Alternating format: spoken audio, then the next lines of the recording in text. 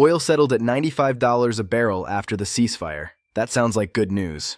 Until you realize it's still 35% higher than where we started. And the worst part? Most small businesses haven't felt the real impact yet. That's coming in the next 60 to 90 days. Let me explain why and what you should be doing about it right now. The real hit is coming through your supplier invoices over the next 2 months. And if you haven't adjusted your forecasts, you're flying blind. This is a cash flow problem. It's a margin problem. And it's hitting your books whether you're ready or not. I'm Fred from Astral Tech Advisors. Today, I'm going to walk you through exactly what's happening. Let's start with the facts. Oil went from roughly $70 a barrel to $120 during the peak of the conflict. After the April 8th ceasefire, it settled to $95, but $95 is not $70. That's a 35% increase. The IEA called the Strait of Hormuz closure the largest supply disruption in history. That's not hyperbole. Cost pass-through typically takes 60 to 90 days. If your April numbers look fine, you're looking in the rearview mirror. The invoices that reflect $120 oil are still making their way to your inbox. U.S. inflation is forecast at 4.2%.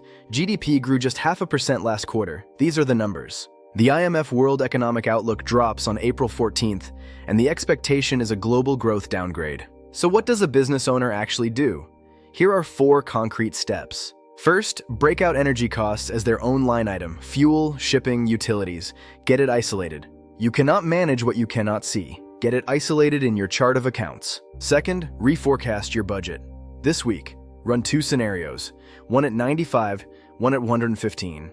If either scenario puts you in a tight spot, you need to know that now, not in July. Third, talk to your vendors. If you have contracts coming up, understand what their pricing will look like. Some suppliers will pass costs through gradually. Others will hit you all at once. Know which yours are. Fourth, use your software to set up variance alerts. If a cost jumps 15%, you want to flag immediately. Most modern platforms can do this. Variance detection is where automation genuinely earns its keep.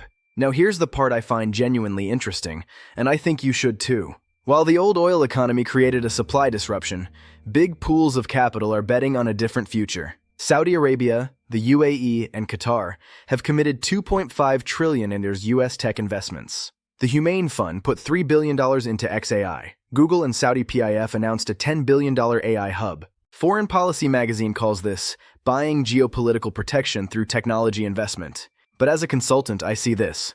The people who understand oil better than anyone on Earth are betting their future on AI. For small business owners, the takeaway is this. The short-term pain is real. Energy will squeeze margins. But the medium-term opportunity is real. Automation, AI-powered financial tools, workflow efficiency. These are not luxuries anymore. They are how you protect your margins when input costs are outside your control. If you're looking at your books right now and you're not sure how to reforecast for this environment, or you want help setting up variance tracking and scenario models, that's exactly what we do at Astral Tech Advisors.